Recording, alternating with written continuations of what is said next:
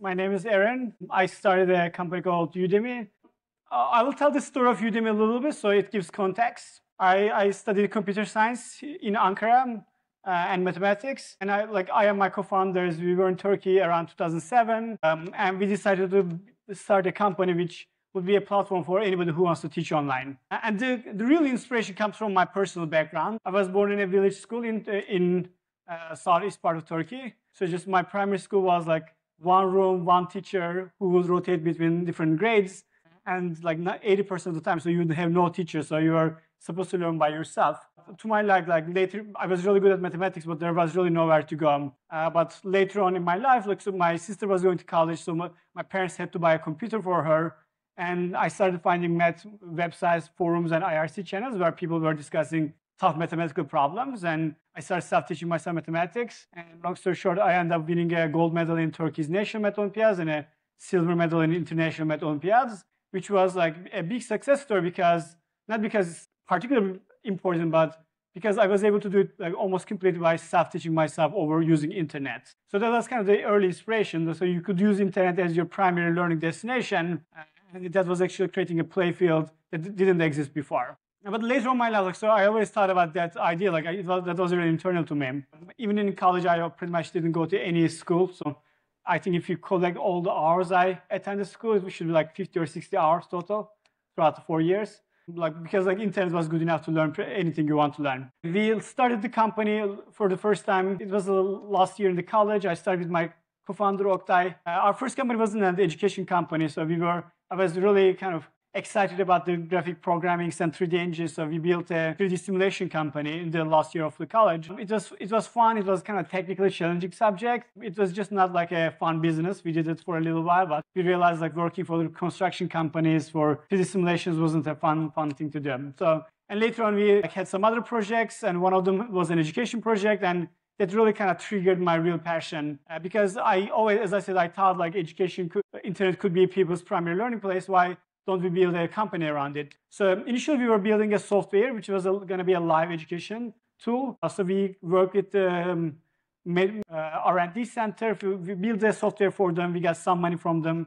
It was like a small amount of money, but later on, like our real kind of passion started because we said, okay, what if we take all of this software we built, which was like $50,000 per license, and we made them completely free and gave it to anybody on the internet who wanted to teach something. So we actually didn't know the market. We had no idea. I have presentations from my early days of the company. It's kind of really funny. I could actually show this and we could make fun of it together. But it was a very naive idea. Like why wouldn't we give it to everybody and more people could teach and that would be more value for the world. So we started the company. We built a product for a year, stuffed it with a lot of advanced features. So even if before we launched the product, it had a third-party development environment and API and all the kind of fancy, technically hard stuff. But we launched the product, and 2 weeks later, it was very clear that that wouldn't work.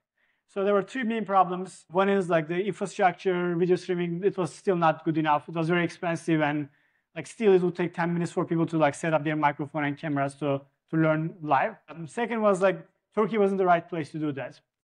By the time we launched it, we were getting a little bit more technical savvy because to fund the company, what I was doing was I was working at night for Silicon Valley companies, for 10 hours at night. I would get paid a good full-time salary. Then I would actually distribute that salary to 5 people in the office. So during the day, I would work with our normal team to build Udemy. While doing it, we got kind of savvy about how businesses work. And one thing we realized was if you want to start a marketplace, you have to start in the place where you're the highest density of the influential users. So this is true for Twitter, LinkedIn, or Quora. It was true for Udemy too. We had to be in the place where most of the influential teachers were located. So that would be Silicon Valley. So we realized Turkey wasn't the right place to start that company. And the third was live was the wrong modality because when you have a network business, usually there's a huge chicken and egg problem. If you don't have any instructors, why would students come? If you don't have any students, why would instructors come teach on your site? And doing this live was actually making it significantly even harder. So that's the reason there hasn't been any live education marketplace. All of the trials have failed, including Google Help Us, which is another fail. So we realized that wasn't the right model. We had to shut down the company here. I moved over to Silicon Valley, and we lost 3-4.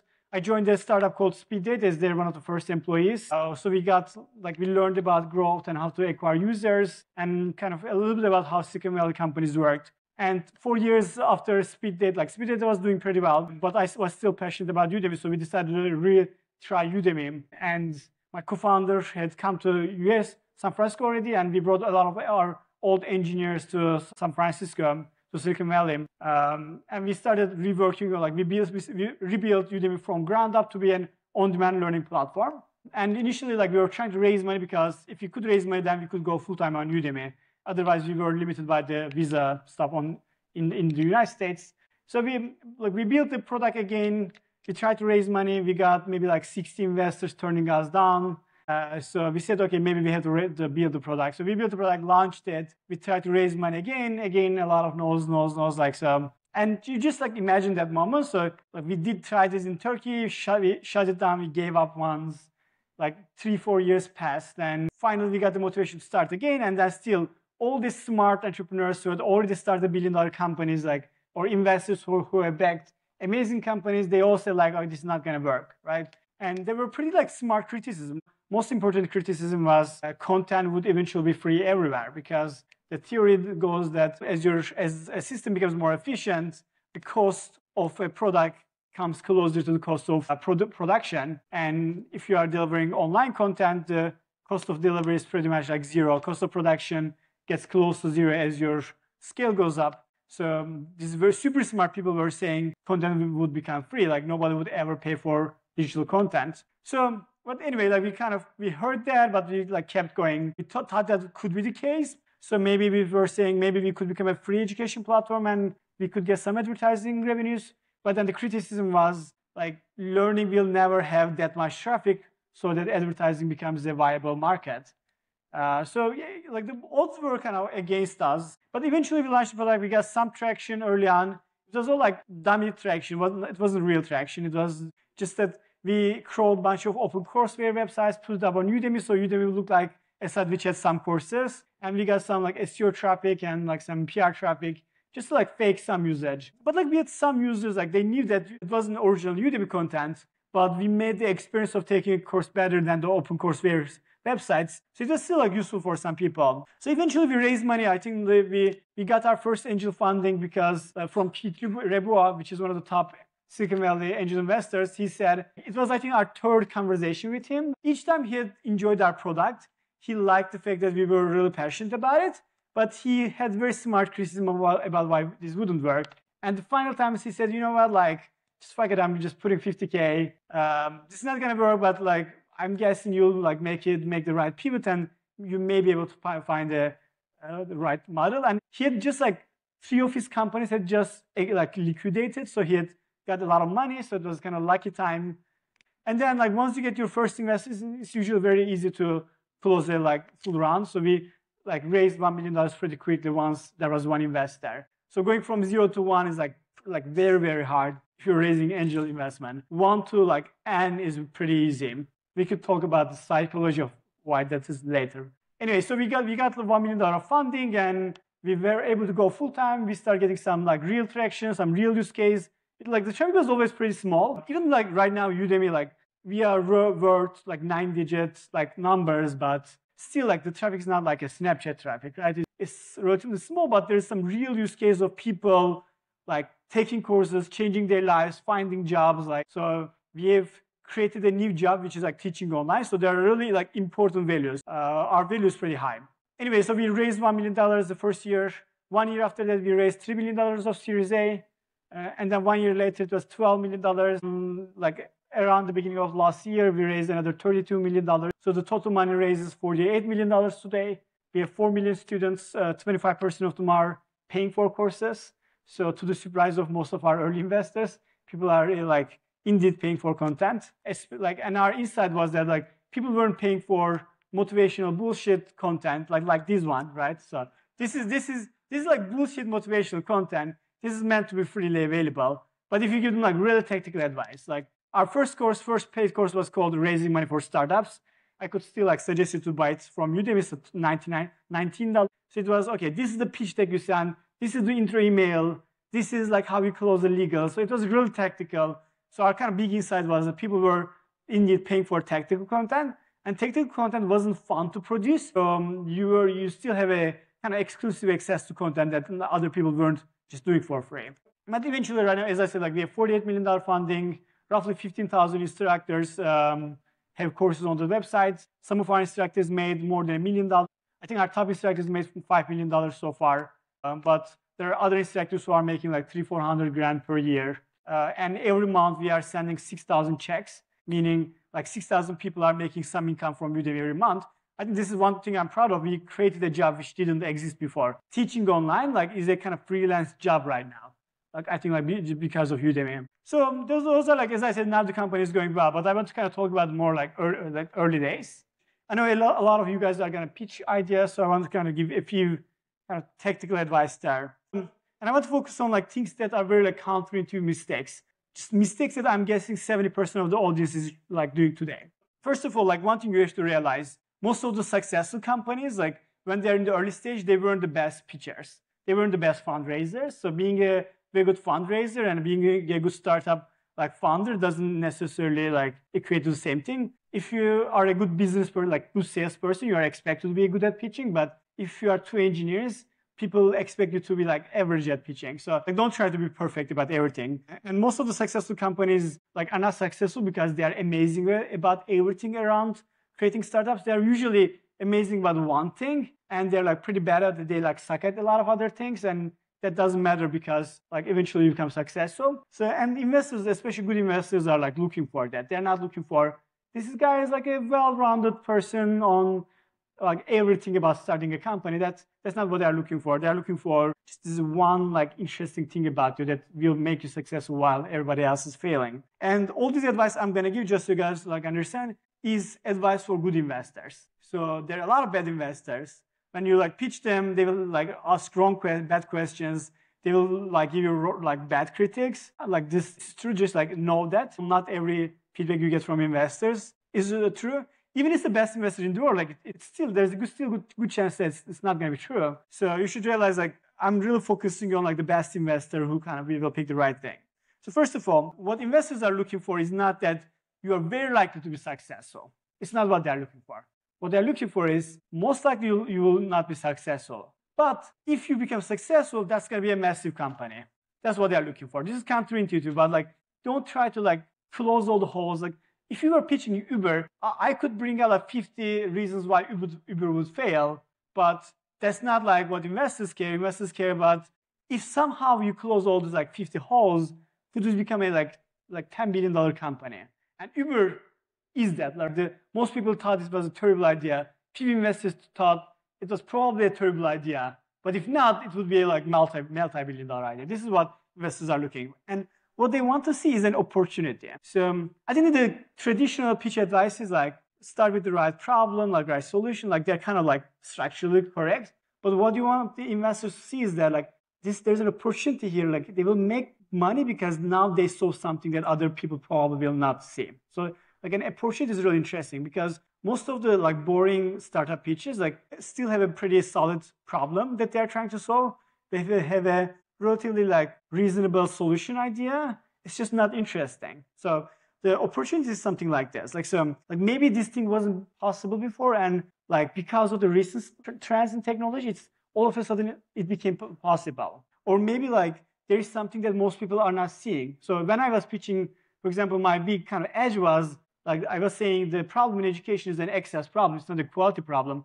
Everybody was focusing on creating this super adaptive, fancy learning environments, which were super hard to build. So they were only targeting a very small audience. I was saying, you know what, majority of the people in the world don't have access to pretty much anything for learning. So let's just make a scalable environment so we could distribute a lot of different courses relatively easily to the right audience. So we never we didn't over care about the platform to teach. We care about okay, making this a sustainable thing around the world. And my personal side was coming from Turkey, seeing a different part of the coin that investors were not seeing, because 100% of the investors in Silicon Valley are coming from elite universities. They're coming from usually wealthy backgrounds. So I was able to say you guys now you are seeing only 0.1% of the world.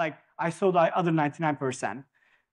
So Like another thing could be like, maybe this was possible on web, but now like if you move to mobile, there's an interesting thing. Maybe you have this like super unique insight that other people are ignoring. Maybe this is a really boring business, and you could even say like this is an amazing business, which is so boring that no entrepreneur is tackling it. And I'm like gonna just like take the hard work, tackle it, and become successful. You know what? Like this pitch really works out, by the way. Like amazing pitch. Like Stripe, the payments company, like nobody was tackling the boring payment problem. And I just saw a company like 3 days ago. They are like putting teachers who are not working, like substitute teachers. They made a platform to better places substitute teachers when there's room. So if a teacher has to go for like a 10-day vacation, they need to find a substitute teacher. There are a lot of substitute teachers. Like they made a platform which makes that process more efficient. They are making like 100 million revenue right now from like 3 years, from 0 to 100 million. Like it's so boring. Like I had never heard about anybody who's tackling something even remotely close to this thing. These guys are tackling it. They put all the like 2 years of work to do this. Like they went through the boring sales process and they became successful. This is the thing. Like the investors want to see something that's kind of different about the situation. So it's like a gold. There's a gold mine there that most people are missing. That's what they want to feel, and they want to feel like if they miss your product, like company, like you'll still become successful, and they will just miss it. Right? That's what they want to get. So what they don't want to get is like if I put money, they may become successful. This is opposite of what they want to get. Like, and this is what most investors are looking for, saying, "Oh, we are not very successful yet because we don't have enough money. So if you give us money, like we may become successful." That's not what they're trying to write here. So again, like few more kind of very obvious mistakes. One about like business models. Usually they don't matter that much. The only time when it matters is if your business needs profitable paid acquisition for growing, then business models like are important. And one mistake that most people are doing is like having 5 different business models. Like saying, I'm gonna, like if it's Udemy, like we are gonna sell paid courses, we are also gonna do advertising, and we are gonna do some lead generation, and we'll have like a premium company product which we'll sell for. So that's usually like sounds terrible, especially in the early days. You should have just like one business model.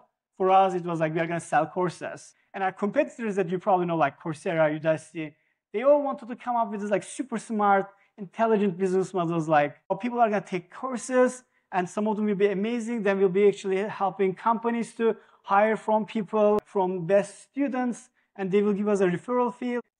They were thinking this was a super smart business model, and even some investors bought this.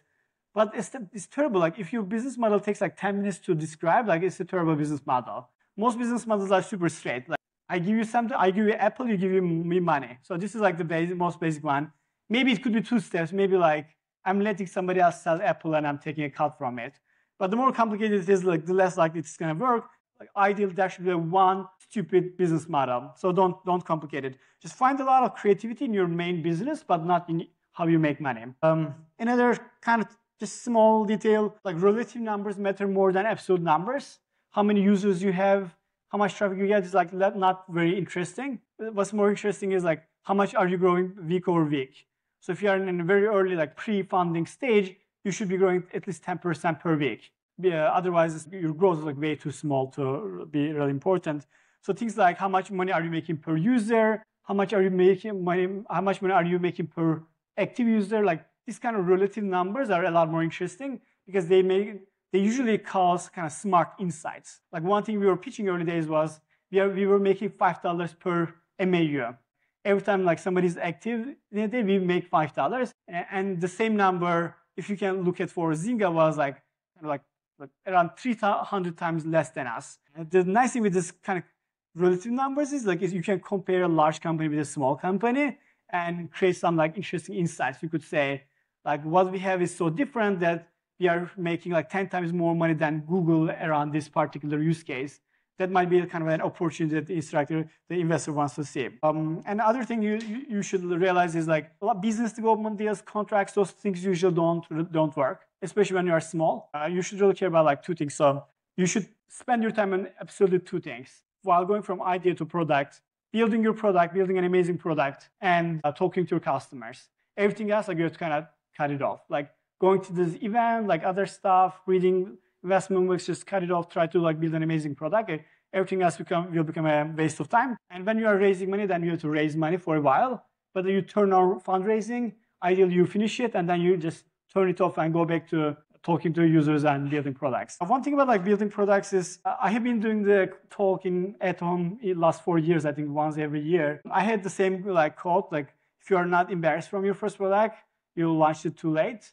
That's kind of changing a little bit. The expectation from the first product has dramatically increased in the last few years because a lot of like even early stage like 2 people companies have decent looking products. Design has been a lot easier than it was before. Deploying is easier. And like there's a lot of kind of focus on minimalism. So people learn that they have to start with a very minimal product, which is supposed to work better. So the bar has gone up. Like so right now, even if you are early stage pre-funding, people are looking for a polished product, unfortunately. Like this is somewhat unfortunate. They're not looking for a stuffed product, which all the features and like bells and whistles, they are not looking for, but they're looking for an elegant solution to the core problem. As I said, this is just a matter of barrier going up. Your competitors are doing a good job, so you have to kind of catch up with that. Another thing which is specifically important for this audience, low competition in a small market doesn't pitch well. Meaning, like a lot of people say, okay, US has a huge market, it's super competitive, but this is a small place, there are not a lot of competitors, we'll actually become the winner we'll become the big fish in this small bucket. That doesn't usually work. You still want a large bucket. Because one thing that you cannot easily change, and which is really important, is total addressable market. Like if everything works perfectly and if you just keep expanding your product, how much can you expand? And total addressable market is not market size. Market size is in your current business line, how much money can you make? Total addressable market is kind of like the parent of that. For us, like that's education, or online education, let's say, right? Because you'll never do physical. But anything in online education you can consider as total addressable market. So even if our casual education market wasn't large enough, we could always pivot into corporate education where there was a lot more money. So it was like in our total address, but at least like education, online education was large enough market. If you have a pretty like tight kind of boundary around what you could do, and that boundary is pretty small, that's going to be a problem. And it's especially important for countries like Turkey, where a lot of the businesses have very small market sizes, like total addressable markets. So it usually is not like large enough to create a business. So ideally, you pick a market which is already larger. So if you take a company which is, let's say you take a $100 million company in the United States and think about, okay, I'm going to do something like this in Turkey, that's probably going to be a too small market. You have to like, even if you are going to build a company which is comparable to a Silicon Valley company, pick one that's at least like worth $1 billion. Anything smaller than that is going to, like even Udemy in Turkish will be too small, like, because even for Udemy, our like number one problem, we had a board meeting 3 days ago. Still, the number one problem is like how large is casual education market. Like we think it's maybe like $5-6 billion. It's actually not that big. If this was $100 billion, I wouldn't be worried. But that's still something I'm worried about. So if you do like it in Turkey, it's going to be just way too small. Yeah, I think these are some of the kind of most kind of common mistakes I see there. I had more notes, but let's switch to the Q&A mode. I think there's going to be a more interesting conversation.